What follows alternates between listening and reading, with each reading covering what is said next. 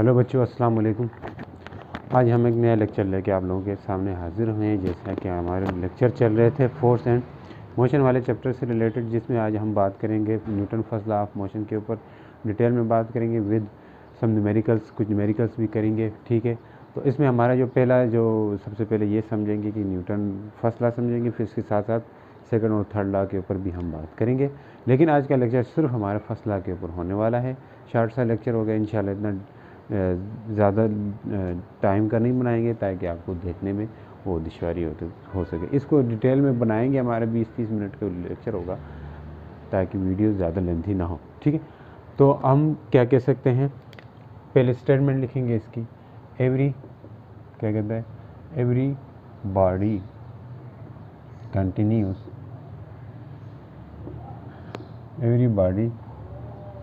everybody continues its state of rest or uniform motion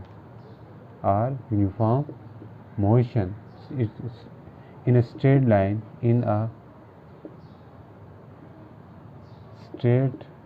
line unless it is compelled by some external force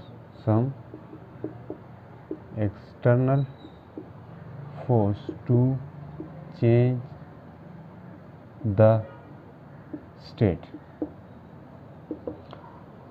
पहले इसके ऊपर बात करेंगे, फिर हम दूसरी स्टेटमेंट है जो ज़्यादा टेक्निकल है और ज़्यादा अहम है, उसको भी समझेंगे। ठीक है, ये स्टेटमेंट हमेशा ठीक भी नहीं रहती, आपकी बुक में भी लिखी रहती है, उस वाले को समझेंगे तो ज़्यादा बेटर रहेगा। इसको भी हम समझते हैं। अभी इसमें क्या बात हो रही है, देखें, गौर करें। हर बॉडी, ये हमारे डेली लाइफ से रिलेट है ये ला, ठीक है। हर बॉडी अपनी रेस्ट की हालत तक यहाँ से कंटिन्यू रखती है, किसको, रेस्ट वाली स्टेट को। हर बॉडी अपनी रेस्ट वाली स्टेट को कंटिन्यू रखती है। मीन्स क्या हुआ, अगर हमारे पास कोई यहाँ पे ब्लॉक टाइप है, मैस है, ये मैस कोई, ये अगर किसी हॉरिजॉन्टल सरफेस में है तो अपनी ये स्टेट ऑफ रेस्ट में है। किस में है, ये रेस्ट की स्टेट में है। ठीक है, और अपनी ये रेस्ट वाली जो इसकी स्टेट है, जो हालत है, हम कह सकते हैं जो रेस्ट वाली हालत है इसकी, उस रेस्ट वाली हालत को ये हमेशा बरकरार रखेगा। मैं कहना चाह रहा हूँ, इस रेस्ट वाली हालत को ये क्या रखेगा, बरकरार रखेगा, मेंटेन रखेगा, कंटिन्यू रखेगा। कब तक, जब तक इसके ऊपर एक्सटर्नल फोर्स ना लगे, यानी कि बाहर से कोई एफ एक्सटर्नल लगेगी तब ये क्या करेगा, अपनी जो हालत है, रेस्ट वाली हालत या स्टेट है, उसको चेंज करेगी। ये बात कह रहा है, हर बॉडी अपनी हालत को, रेस्ट वाली हालत, इसके बारे में बात नहीं करते, यूनिफॉर्म मोशन वाली, अपनी रेस्ट वाली हालत को क्या करता है, मेंटेन रखता है, यानी कि कंटिन्यू रखता है, जब तक कोई बाहर से फोर्स उसको मजबूर ना करे, कंपेल ना करे, मजबूर ना करे। किसके लिए मजबूर ना करे, अपनी स्टेट को चेंज करने के लिए मजबूर ना करे, तब तक वो अपनी उसी हालत में रहता है। ये बात कर रहा है, समझ आई, ये डेली लाइफ से रिलेटेड है। तो यहाँ ये बात मैंने कर दी है भैया, अगर इसको एक्सटर्नल फोर्स लगाएंगे तब ये अपनी हालत चेंज करेगा, लगेगी कोई भी, ठीक, तब न लगाएं तो तब ये अपनी स्टेट को क्या रखेगा, मेंटेन रखेगा, उसी तरह पड़ा रहेगा। ठीक है, अब दूसरी बात समझते हैं इस लॉ के अंदर क्या कहता है। Everybody continue its state of, rest को छोड़ दें, अब continue its state of uniform motion, अपनी यूनिफॉर्म मोशन वाली स्टेट को कंटिन्यू रखेगा। जैसे यहाँ एक बाल है, एक सरफेस के ऊपर हम इसको रोल करते हैं, थ्रो करते हैं, तो ये मोशन में आ जाता है। किस में आ जाता है, मोशन में आता है। जब हमने इसके ऊपर फोर्स लगाई है तो ये मोशन में आ गया। ठीक है, यानी कि मोशन में आया हुआ बाल है, जिसको हमने मोशन करवाया है, किस में, एक स्ट्रेट पाथ में, तो ये उस स्ट्रेट पाथ में मोशन करता ही रहेगा, कंटिन्यू रखेगा, अपनी मोशन वाली स्टेट को क्या रखेगा, कंटिन्यू रखेगा। तब तक रखेगा जब तक अगर उसको कोई कंपेल न करे, मजबूर न करे, कोई बाहर की फोर्स, बाहर की कोई ताकत इसको रेस्ट में लाने के लिए मजबूर अगर न करे ना, ये हमेशा चलता ही रहेगा। ये कह रहा है, अगर बाहर से कोई फोर्स, अगर ये यूनिफॉर्म मोशन से कर रहा है, भैया यूनिफॉर्म मोशन का लफ्ज़ क्यों यूज़ किया, अगर एक्सेलरेटेड होता तो इसका मतलब है इसके ऊपर फोर्स लग रही होती, क्योंकि जो एक्सेलरेटेड बॉडी हो या वेलोसिटी चेंज हो रही हो किसी की, ठीक है, वेलोसिटी चेंज हो तो उसका मतलब क्या होता है कि उसके ऊपर फोर्स लग रही है। वेलोसिटी तभी चेंज हो सकती है जब उसके ऊपर फोर्स लगेगी, और फोर्स कैसी लग रही है, वेरिएबल फोर्स लगती होती है, ठीक है। अब यहाँ पे अगर वेरिएबल फोर्स लगेगी तो इसकी वेलोसिटी में कंटिन्यूसली चेंज आएगा, चेंज आ रहा है तो इसका मतलब है कि वो यूनिफॉर्म मोशन नहीं कर रही है। जब यूनिफॉर्म मोशन करेगी तो वो उसी स्पीड के साथ, उसी कांस्टेंट वेलोसिटी के साथ या उसी कांस्टेंट स्पीड के साथ मोशन करता ही रहेगा जब तक उसको कोई बाहर से एक्सटर्नल फोर्स ना दे। बात समझ आई कि नहीं? क्योंकि एक्सटर्नल फोर्स ही वो आपके पास वजह बन सकती है जिसकी वजह से बॉडी अपनी स्टेट को क्या कर रही होती है, चेंज कर रही होती है। कौन कौन सी स्टेट को? या रेस्ट वाली स्टेट को चेंज कर रही होती है, या कंटिन्यूसली मोशन करने वाली स्टेट को चेंज कर रही होती है। समझ गए हो? अब देखें, इस चीज़ को आमतौर पर ऐसा नहीं होता। जब हम किसी बॉल को थ्रो करते हैं तो वो कुछ टाइम दूर जाके, इधर आके, मान ले कहीं दूर जाके, ये किस में आ जाता है, दोबारा रेस्ट में आता है। भैया रेस्ट में आता है, ये हमारे डेली लाइफ में यानी हमारे अर्थ के अंदर ये पॉसिबल तो नहीं है। क्या पॉसिबल नहीं है? कि हमेशा किसी बॉडी को हम कंटिन्यूसली यानी कि यूनिफॉर्म मोशन में ही रखें किसी बॉडी को, ये तो हमारे अर्थ में पॉसिबल नहीं है। क्यों नहीं है? क्योंकि एक तो अर्थ की ग्रेविटी भी है, और अर्थ के सरफेस के ऊपर अगर हम रोल करते हैं, किसी बॉडी को फेंकते हैं तो वो वापस रेस्ट में आती है। क्यों ऐसा होता है? क्योंकि अर्थ में यानी कि किसी सरफेस के ऊपर फ्रिक्शन हो सकती है। अब कौन सी फ्रिक्शन होती है? स्लाइडिंग होती है, रोलिंग होती है, हम उसके ऊपर बात नहीं करेंगे। बट यहाँ पे फ्रिक्शन एक फोर्स है, उस फ्रिक्शन की वजह से ये बॉडी किस में आ जाती है, रेस्ट में आ जाती है। और भैया फ्रिक्शन एक्सटर्नल फोर्स होगी यहाँ पे, तभी तो ये रेस्ट में आया है। समझ गए हो? अब इसी तरह क्या होगा, ये ऐसी कोई एग्जांपल पॉसिबल हो सकती है कि जिसमें बॉडी यूनिफॉर्म मोशन भी करती रहे, यूनिफॉर्म मोशन भी करती रहे और उस पर फोर्स ना लगे। ऐसा पॉसिबल हो सकता है? हो सकता है, बिल्कुल। आमतौर पर जो सेलेस्टियल बॉडीज़ होती हैं, जो हमारे स्पेस में होती हैं, उन पे कोई एक्सटर्नल फोर्स नहीं लगती है।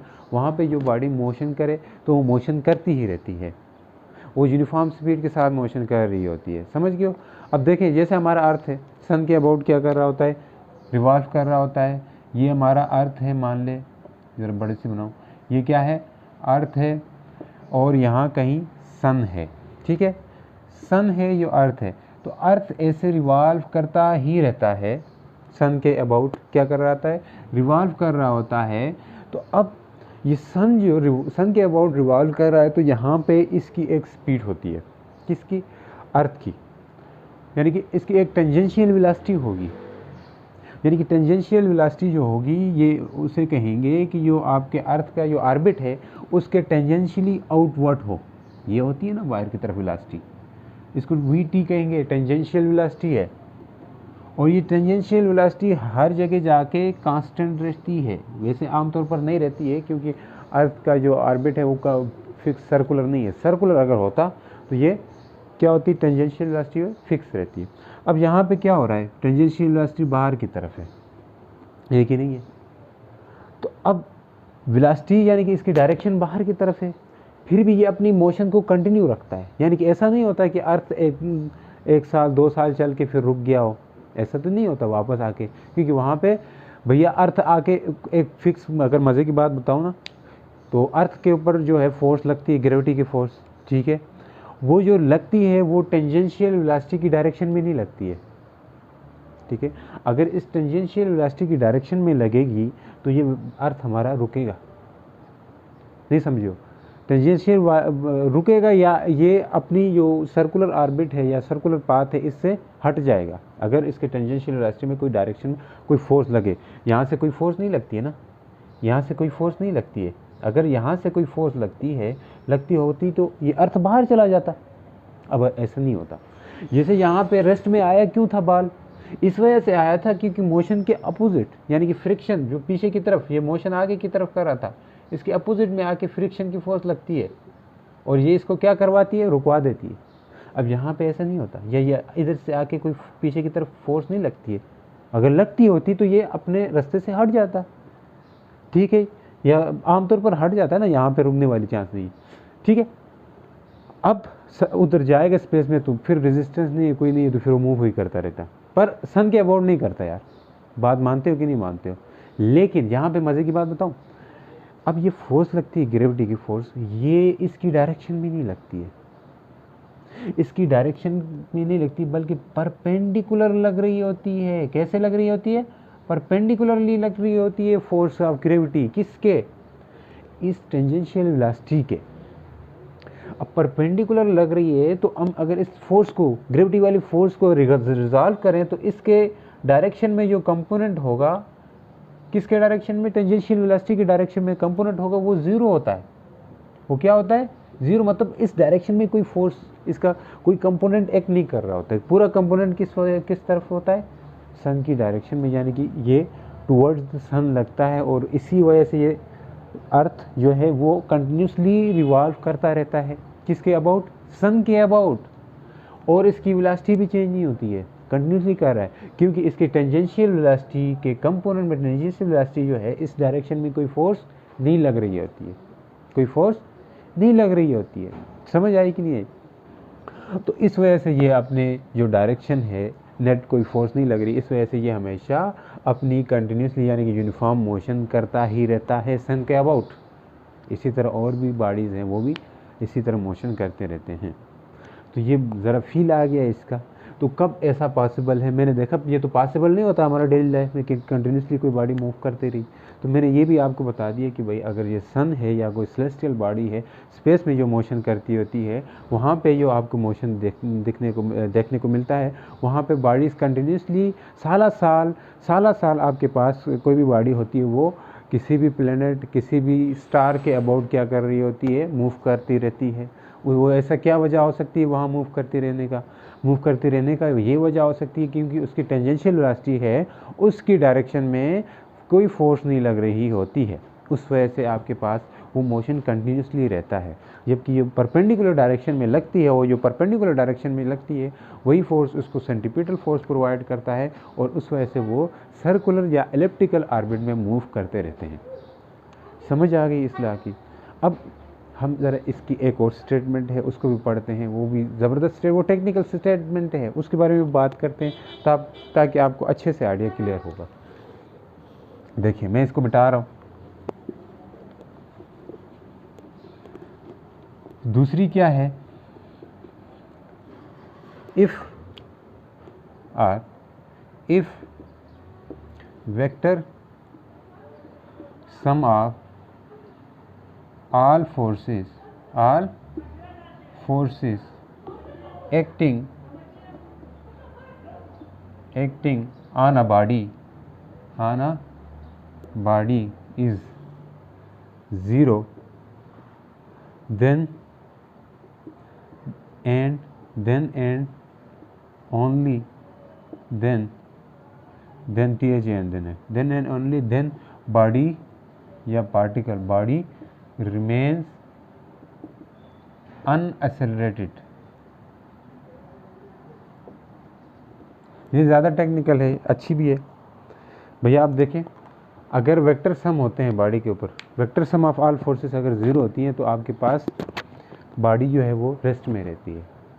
अब अगर कोई पूछे, अब ये ऊपर वाली डेफिनेशन ये आपके पास सफिशिएंट नहीं है, वो मैं आपकी बात कैसे नहीं है। देखिए अगर हमारे पास कोई एक ब्लॉक टाइप है, आपके पास एक आप है, आपके दोस्त है, एक इस तरफ फोर्स लगा रहा है, एक इस तरफ फोर्स लगा रहा है, एक्सटर्नल फोर्स तो लगा रहे हैं आप दोनों इसके ऊपर, ठीक है, इसके ऊपर एक्सटर्नल फोर्स तो लगा रहे हैं, मगर ये फिर भी अपनी स्टेट को चेंज नहीं कर रहा। मान ले आप इधर से 5 न्यूटन की लगा रहे हैं, इधर से आपके दोस्त भी 5 न्यूटन की लगा रहे हैं या 10 न्यूटन की लगा रहे हैं। अब दोनों का मैग्नीट्यूड तो क्या है? कांस्टेंट है, मतलब दोनों का फोर्स सेम है, एक्सटर्नल फोर्स तो लग रही है इसके ऊपर, पर फिर क्यों नहीं मोशन कर रहा है जिसके ऊपर?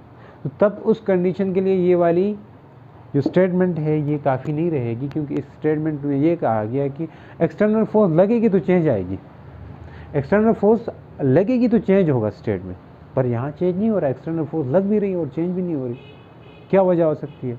अब उसके लिए देखें, उसके लिए हम ये टर्म लेके आए कि वेक्टर सम जीरो है इस फोर्स के ऊपर, क्योंकि फोर्स एक वेक्टर क्वांटिटी है, इसके ऊपर ये वाला कंपोनेंट आपस में कैंसिल हो रहे हैं, तो बॉडी किस में होगी? रेस्ट में होगी। तो मतलब वेक्टर सम इसके ऊपर ज़ीरो है। तो जब भी वेक्टर सम अगर किसी बॉडी के ऊपर ज़ीरो रहता है, यानी कि ज़ीरो आता है वेक्टर सम किसी बॉडी के ऊपर, वेक्टर सम यानी फोर्सेस का जो कि वेक्टर है, इनका अगर सम ज़ीरो आता है तो हम कह सकते हैं कि बॉडी किस में होगी, अनएसेलरेटेड रहेगी, अनएसेलरेटेड रहेगी। भैया अनएसेलरेटेड रहने का मतलब क्या हुआ, अनएसेलरेटेड कब रह सकती है, कब रह सकती है, स्टेट ऑफ रेस्ट में। स्टेट ऑफ रेस्ट में होगी तब आपके पास बॉडी अनएसेलरेटेड रहती है, जब बॉडी रेस्ट में होगी तब अनएसेलरेटेड रहेगी। और दूसरी केस में जब बॉडी, दूसरी केस में जब बॉडी क्या हो, जब बॉडी के अंदर यूनिफॉर्म मोशन कर रही बॉडी, यूनिफॉर्म स्पीड से मोशन करे, तब आपके पास बॉडी अनएसेलरेटेड रहती है। कब रहती है, जब यूनिफॉर्म स्पीड से मूव करे या रेस्ट में। तो वही बात आ गई है, रेस्ट में और यूनिफॉर्म स्पीड में बॉडी अनएसेलरेटेड रहती है। तो यहाँ पे इस टर्मिनोलॉजी को समझने के लिए, कि यहाँ इस बात को समझने के लिए कोई आपसे पूछ सकता है कि भाई एक्सटर्नल फोर्स तो लग रही है, फिर क्यों नहीं स्टेट चेंज हो रही है, तब हम कहेंगे भाई क्योंकि यहाँ पे वेक्टर सम ज़ीरो है फोर्सेस का, इसलिए चेंज नहीं हो रही है। दूसरी तरफ और वो अनएसेलरेटेड रहेगी बॉडी, क्यों रहेगी, क्योंकि स्टेट चेंज नहीं हो रही है। रेस्ट वाली स्टेट में हो तब अनएसेलरेटेड रह सकती है, और यूनिफॉर्म स्पीड से मोशन कर रही हो तब अनएसेलरेटेड रह सकती है।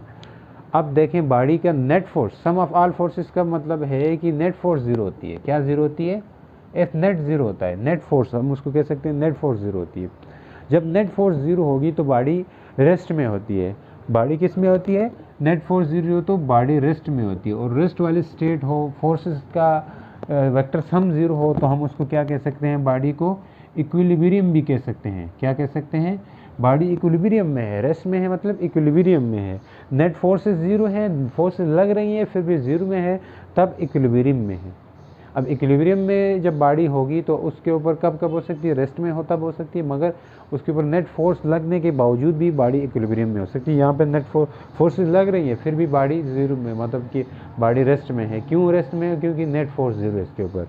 तो नेट फोर्स ज़ीरो तो बॉडी इक्विलिब्रियम में होती है। अब इक्विलिब्रियम को लेकर, यानी कि नेट फोर्स ज़ीरो होने को लेकर, यानी कि नेट फोर्स ज़ीरो होती है, तब उस चीज़ को लेकर हम न्यूमेरिकल्स करेंगे, 1 2, ठीक है, नहीं 2 3 4 करेंगे, 5 जितने भी हो सकते हैं, ताकि आपका कंसेप्ट अच्छे तरह बिल्डअप हो। वही नेट फोर्स ज़ीरो होने का, इसके ऊपर आपके पास न्यूमेरिकल्स आ सकते हैं, तो उसको हम समझते हैं सिंपल, ठीक है। यहाँ तक जो बोर्ड का जो है उसके लिए काफ़ी है। इससे आगे जो आपके पास वीडियोज़ होंगे, मतलब लेक्चर होगा, वो न्यूमेरिकल्स बेस होगा, थोड़ा आपको समझ आएगी। यहाँ से आगे भी बने रहें तो आपको फ़ायदा ये होगा कि आपको न्यूमेरिकल्स अच्छे से साफ़ करने होंगे और अच्छे से कंसेप्ट बिल्डअप होगा, ठीक है। तो अब हम चलते हैं किसकी तरफ भैया, न्यूमेरिकल्स की तरफ। तो देखते हैं। तो कुछ इस तरह है कि क्वेश्चन नंबर 1 है, डायग्राम टाइप है, कि आपके पास कोई इस तरह से ब्लॉक है जिसका वेट है 2 kg है। फिर इससे नीचे लटका दूसरा ब्लॉक है जिसका वेट है 5 kg है। तो भैया इसका मेस को हमने M1 माना, इसको M2 माना। इसकी जो यहाँ से यहाँ तक जो स्ट्रिंग है इसकी टेंशन 2 होगी। यहाँ पे जो स्ट्रिंग है यहाँ से लेके यहाँ तक इसकी टेंशन T1 होगी।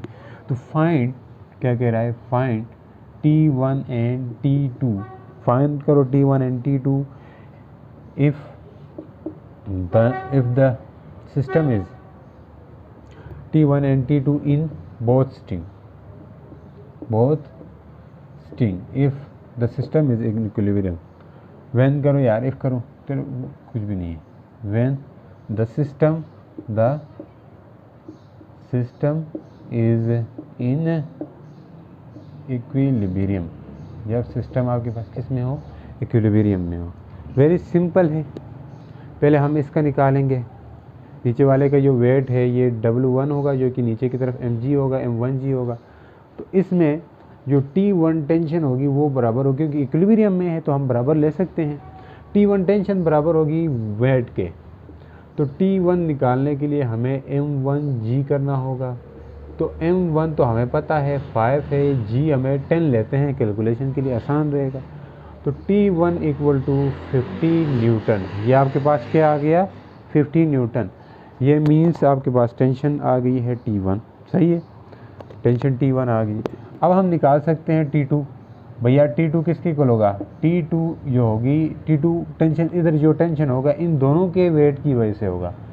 ये टेंशन T1 की वजह से और इसकी वजह से भी। तो हम लिख सकते हैं T2 जो इक्वल होगा वो आपके पास इक्वल हो सकता है M2G प्लस T1। M2G इसका वेट है, T1 इसके इस आगे वाली टेंशन है, इसको ऐड करेंगे तो T2 इक्वल आ जाएगा M2 हमारे पास है 2 मल्टीप्लाई बाय 10 लेते हैं प्लस T2 5 है, तो T2 इक्वल आ जाए 10 to 20 न्यूटन प्लस 50 न्यूटन।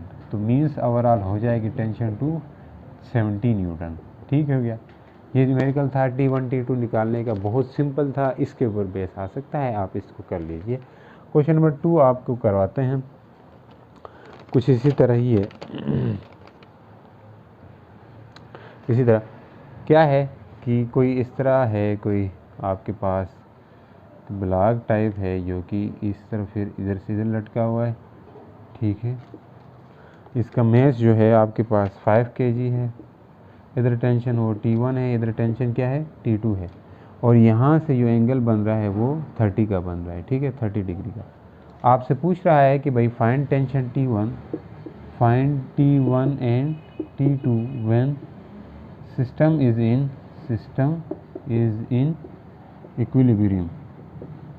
भाई इक्विलिब्रियम का क्या मतलब है, एफ नेट 0 हो जाए, यही मतलब होता है। अब यहाँ से T1 T2 ये दोनों, अब इसके कंपोनेंट होंगे।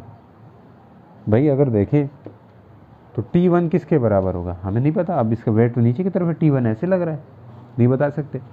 इधर से देखें, इसको रिजॉल्व करेंगे T2 को, टेंशन को 4 से। T2 को अगर देखें तो ये अगर एंगल 30 का है तो मैं यहाँ से भी एक एंगल बना के ये भी 30 का बना सकता हूँ, अल्टरनेट एंगल है। ठीक है, तो बराबर होंगे। तो अब इसके कंपोनेंट्स इस एंगल के अलांग मैं क्या करूँगा, रिजॉल्व करूँगा, मतलब कंपोनेंट बनाऊँगा। तो ये इस एंगल के साथ जो आपके पास T2 होगा वो होगा T2 cos थीटा, cos 30 होगा, क्योंकि cos थीटा कैसे लगाते हैं, एंगल के साथ वाली साइड।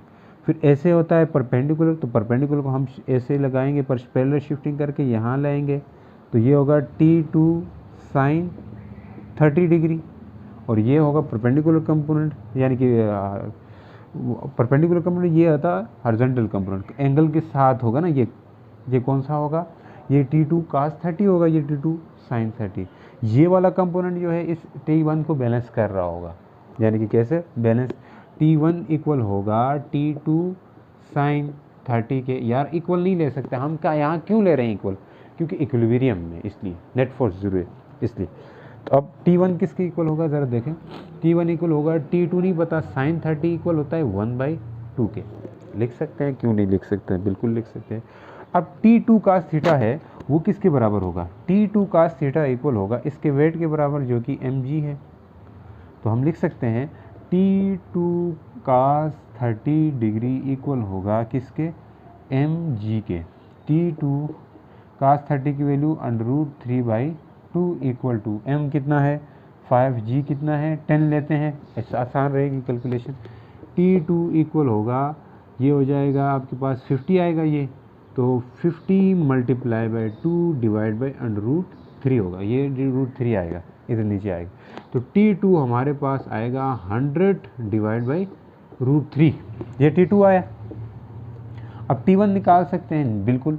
T1 इक्वल था आपके पास T2 मल्टीप्लाई बाई 1/2, T2 के आया हुआ है 100 डिवाइड बाई √3, तो इधर 1/2 भी है, तो काटोगे 50 आएगा। तो T1 इक्वल आएगा 50 डिवाइड बाई √3। न्यूटन लगाओ यार, फोर्स है ना। तो ये आ गया, T1 भी आ गया, T2 भी आ गया। इस तरह हम अब टेंशन वगैरह निकाल सकते हैं। ठीक है, आसान है।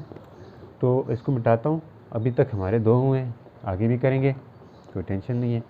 तो इनको करें, ये फर्स्ट लॉ के ऊपर बेस न्यूमेरिकल्स हैं, आसान से भी देंगे आपको, आसान ही देते हैं यार, उसको भी कर लो। ये करोगे साथ साथ प्रैक्टिस करो, कहीं से भी ऐसे न्यूमेरिकल्स आपको देखने को मिले उनको कर सकते हैं आप, इसलिए मैंने करवाया। ठीक है, अब हम बात करते हैं क्वेश्चन 3 को। क्वेश्चन 3 वो क्या है, कुछ इस तरह है जो कि आपके दिखाया गया है। मीन्स एक ब्लॉक है जो कि आपके पास ओवरऑल किस में है, इक्विलिब्रियम में है। ऐसे ब्लॉक थोड़ी होता है। चलो कर लेते हैं, मान लेते हैं ये कोई ऐसा ब्लॉक है। इसका जो वेट है वो कितना है जी, √2 kg है, √2 kg ब्लॉक है।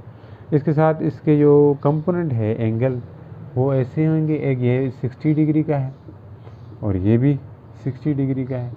ये आपके पास T1 है, ये T2 है। Find T1 and T2, find T1 and T2 दोनों फाइंड करने हैं। चले देखें, अब इसके दो कंपोनेंट होंगे भाई। इसका एक कंपोनेंट इस तरह होगा हॉरिजॉन्टल, उस ऊपर वाले को हम T1, ये अगर एंगल है तो इसके साथ जो होगा ये होगा T1 cos 60 डिग्री होगा, ऊपर ये होगा T1 sin 60 डिग्री होगा, फिर ऊपर ये होगा ये T2 sin 60 डिग्री, इधर जो होगा T2 cos 60 degree. Vertical component को इक्वल लेंगे वेट mg के बराबर, हॉरिजॉन्टल जो है वो आपस में एक दूसरे को क्या करेंगे, कैंसिल करेंगे, इक्वल है इसलिए हम लिख सकते हैं। चलो हॉरिजॉन्टल को लिखते हैं, T1 cos 60 डिग्री ये इक्वल हो रहा है किसके, T2 cos 60 डिग्री के। समझ आई? T1 cos 60 कितने का होता है, 1/2। T2 cos 60 कितने का होता है, 1/2। तो 1/2 1/2 ये उधर चला जाएगा। T1 इक्वल होगा T2 के। कैसे आएगा देखो ज़रा, ये T1 ऐसे ही रखो, यहाँ T2 ऊपर 2 नीचे 2 तो कट जाएगा। T1 इक्वल आ रहा है T2 के। चलें अब इधर से निकालते हैं किसको, वर्टिकल दोनों को प्लस करो, T1 sin 60 degree plus T2 sin 60 degree equal होंगे किसके, mg के। तो ये इक्वल होगा T1 sin 60 √3/2 plus T2 sin 60 √3/2 plus नहीं m इक्वल टू mg कितना है, m कितना है √2 और g कितना है 10 है। ठीक है, अब क्या होगा, एलसीएम ले सकते हैं, ये कामन ले लें, √3/2 को कामन लें, other T1 plus T2 equal to √2 × 10। समझ आई कि नहीं आई, आ गई है, √3/2 होता है। अब ये उधर चला जाएगा, T1 और T2 निकालना है ना, T1 और T2 बराबर आए हैं वैसे भी। अब इसको उधर जाके मल्टीप्लाई कर सकते हैं, ये क्या होगा, √3 equal to T1 plus T2 equal to 2√2 plus 210 20 हो जाएगा। इसको अगर डिवाइड करें T1 plus T2 equal to 2√2 plus 20 divided by √3। ठीक है, T1 प्लस T2 ये आ गया है। अब T1 को मैं T2 के इक्वल पुट कर सकता हूँ, यानी कि इधर T1 की जगह मैं क्या कर सकता हूँ, T1 की जगह T2 पुट कर सकता हूँ, as T1 equal to T2, इधर T2 पुट करें, T2 प्लस T2, जो एक T2 की वैल्यू आ गई वो T1 की भी इक्वल होगी, 2√2 प्लस 20 डिवाइड बाई √3। ज़रा किधर जाऊँ, इधर आ जाए, ये होगा T2 इक्वल टू 2√2 प्लस 20, या ऐसे कर सकते हैं डिवाइड बाई √3। T2 कितना आएगा, T2 आएगा 2√2 प्लस 20 डिवाइड बाई 2√3। जरा इसको सॉल्व करना, इधर से 2 कॉमन लोगे, जैसे मैं ले रहा हूँ, ठीक है, यहाँ पे आओ, 2 कॉमन लिए, T2 कितना आएगा, 2 कॉमन लिए, अंदर रहेगा √2 प्लस 10 डिवाइड बाई 2 √3, 2 से कैंसिल, तो T2 आएगा √2 प्लस 10 डिवाइड बाई √3। ठीक है, ये आ सकता है, यही वैल्यू किसकी भी होगी, T1 की भी होगी। ठीक है, मिटा देते हैं, समझ आ गई होगी। तो अब इस तरह के आते हैं, पर सिंपल आएंगे, आपको इतना वो नहीं है। ठीक है,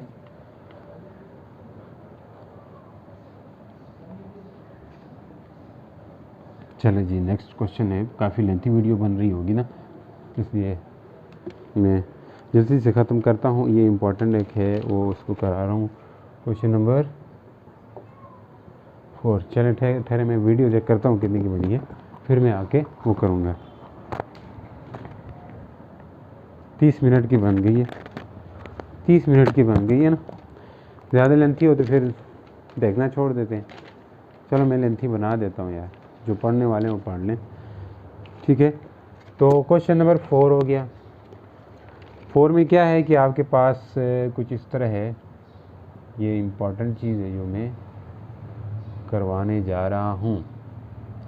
जो ज़्यादा नहीं आगे नहीं कंटिन्यू रख सकते वो जा सकते हैं, ठीक है। अब यहाँ पे कोई ब्लॉक है, इस तरह से डायग्राम में बना रहा हूँ। अब जो ब्लॉक है ये आगे फर्दर इधर से इस तरह बंधा हुआ है, तो इधर टेंशन है, इस तरफ से टेंशन है, इसको टेंशन है ब्लॉक को। अब ऊपर की तरफ नॉर्मल फोर्स है एन नॉर्मल जो है वो है, ठीक है। नॉर्मल इस तरह आके सीधा जाके इस तरह जाता है ना, नॉर्मल का जो कंपोनेंट ये पूरा नॉर्मल है। इसका वेट है वो बिल्कुल इस तरह है डाउनवर्ड mg, ठीक है। अब देखें यहाँ से आप समझे बिल्कुल बारीकी से, ये टेंशन और नॉर्मल फाइंड करने के न्यूमेरिकल आ सकते हैं, उसके ऊपर है। ये mg है, तो जहाँ जो एंगल है ये 90 डिग्री का होगा कि नहीं होगा, क्योंकि ये बिल्कुल परपेंडिकुलर जाके इंक्लाइंड प्लेन से मैच कर रहा है, ठीक है। अब ये 90 का है, तो हमें पता है ये एक ट्रायंगल बन रही है, यहाँ से लेके ये देखें ज़रा, ये ट्रायंगल बन रही है, ये मैं बना रहा हूँ, ये ट्रायंगल है, राइट एंगल ट्रायंगल। ये ट्रायंगल 90 माइनस थीटा, इसको अगर थीटा कह दें, ये 90 का है तो ये इसको थीटा मीन्स थीटा 30 का हो सकता है, कुछ भी हो सकता है, ठीक है।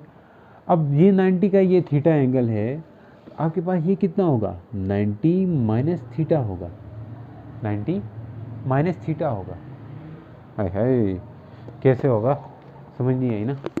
देखो अगर कोई ट्रायंगल होती है उसमें क्या होता है, ये अगर थीटा है, कोई एक एंगल है, ठीक है, लेट्स 30 को होता है 45 का कुछ भी, ये 90 का है, मान लो ये 30 का है, ये 90 का है, तो ये कितना का होगा, पूरे कितने को, ये अगर इसको मैं कहूँ 90 माइनस थीटा क्यों कर रहा हूँ, अगर ये पता करना है तो क्या करोगे आप, आपके पास 180 के होते हैं टोटल 180 होते हैं ना।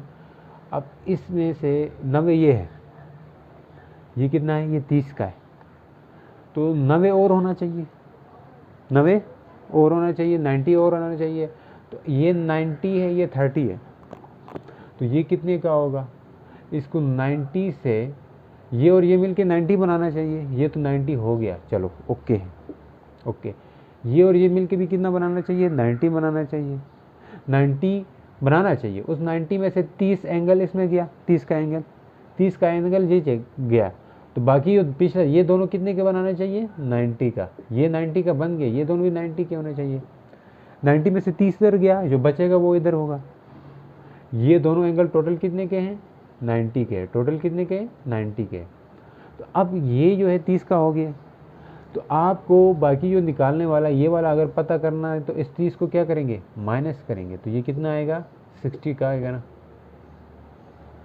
मतलब हमने 90 में से 30 को माइनस किया, इसलिए यहाँ पे भी 90 माइनस 30 डिग्री, 90 माइनस थीटा कर दिया। समझ आई, समझ आ गई कि नहीं आएगी, आई है जी, नहीं आई है, आई है नहीं आई। अब ये जो वेट है ये नॉर्मल से कुछ एंगल बना रहा है, यहाँ से ये नॉर्मल ये है, नॉर्मल ये है, नॉर्मल इस तरह सीधी प्लेन है, इससे कुछ एंगल इस तरह बना रहा है, थीटा एंगल बना रहा है, कौन, वेट कुछ इस तरह एंगल बना रहा है ना, इस तरह एंगल बना रहा है, थीटा एंगल, ये मैं इसी को यहाँ बना रहा हूँ, ये है, और इससे ये नीचे क्या बना रहा है, कौन सा थीटा बना रहा है, थीटा एंगल किसके साथ बना रहा है, नॉर्मल के साथ, कौन बना रहा है, mg बना रहा है। तो mg के दो कंपोनेंट होंगे, mg के कितने कंपोनेंट, दो कंपोनेंट, एक होगा इस नॉर्मल के एलांग कंपोनेंट होगा, उसको हम क्या कहेंगे, mg। अब ये थीटा है, तो थीटा के साथ वाला कौन सा होता है, थीटा के साथ जो है ये थीटा है, तो ये अगर थीटा है तो थीटा के साथ कौन सा कंपोनेंट होगा, थीटा के साथ कौन सा कंपोनेंट होगा, mg cos थीटा, तो यहाँ पे हम लिखेंगे mg cos थीटा, ठीक हो गया। अब इसी के साथ सामने जो कंपोनेंट होगा वो कुछ इस तरह होगा, देखो ये मैं बना रहा हूँ, इस तरह से होगा, और ये होगा एम जी साइन थीटा, यानी कि कुछ एक एंगल इस तरह भी होगा ना, ये इस तरह होगा, तो ये क्या होगा एम जी साइन थीटा। अब ये जो कंपोनेंट है ये किसके पैरेलल है, इस इंक्लाइंड प्लेन के, इस इंक्लाइंड प्लेन के, ठीक है। ये जो इंक्लाइंड प्लेन है, जो इंक्लाइंड प्लेन क्या होती है यार, एक टेबल को आप इस तरह उल्टा खड़ा करो, इस तरह करो टेबल वाली सरफेस को इस तरह, ठीक है, तो आपके पास इंक्लाइंड प्लेन बन जाता है। तो ये क्या होगा आपके पास एम जी साइन थीटा, हमने पैरेलल शिफ्टिंग की है यार। तो यहाँ से ये टेंशन जो है ये इसके बराबर हो रही है, किसके, एम जी साइन थीटा के, और जो नॉर्मल है वो किसके बराबर हो रहा है, एम जी कास थीटा के। टेंशन किसके बराबर हो रही है, टेंशन इक्वल होगी एम जी साइन थीटा, और एन जो है वो किसके इक्वल होगा, एम जी कास थीटा। अब इसके ऊपर भी न्यूमेरिकल आ सकते हैं, इसके ऊपर भी न्यूमेरिकल आ सकते हैं। अगर इस तरह पढ़ा हो, जैसे हम इसका मैथ दे दें आपके पास 2 kg, बताओ आप 2 kg मैथ है, और आपसे कहें ये वाला एंगल है जो नॉर्मल के साथ बना रहा है, किसके साथ, ये नॉर्मल है ना, इसके साथ एंगल जो है वो आपको दे रहा है, मीन्स अगर 30 का दे रहा है, 30 एंगल है नॉर्मल के साथ बना रहा है इंक्लाइंड प्लेन। तो बताओ टेंशन भी बताओ और नॉर्मल भी बताओ, तो क्या करोगे। टेंशन के लिए T इक्वल टू एम कितना है 2 मल्टीप्लाई बाई जी को 10 लेते हैं और साइन 30 करेंगे, नहीं 30 है ना, साइन 30 होगा, एम जी कास 30 होगा, कास 30 होगा, एम जी साइन भी 30 होगा। तो ये होगा टेंशन आएगी 2 10 20 मल्टीप्लाई साइन 30 1/2, तो ये 10 आएगा। तो टेंशन कितनी आई 10 न्यूटन, ठीक हो गया। और इसी तरह नॉर्मल भी फाइंड कर सकते हैं, जो नॉर्मल फोर्स है एम जी क्या होगा कास 30 डिग्री। तो नॉर्मल के लिए एम कितना है 2, वही जी 10 ले लिया, इसकी जगह √3/2, तो 2 से कैंसिल, नॉर्मल आएगा 10√3 न्यूटन, 10√3 न्यूटन। तो ये आपके पास था न्यूमेरिकल। उम्मीद करता हूँ समझ आ गई होगी आपको, ठीक है। इससे आगे हम अब नेक्स्ट जो हमारा टॉपिक होगा वो होगा सेकंड लॉ के ऊपर, ठीक है। थोड़ी सी न्यूमेरिकल की, इतनी ज़्यादा डिटेल में नहीं लेके गए आपको, तो आप इसको देखें, आपका कंसेप्ट जो है वो अच्छे से बनेगा। तो मिलते हैं नेक्स्ट वीडियो में। अल्लाह हाफिज़, अपना ख्याल रखिए, अल्लाह हाफिज़।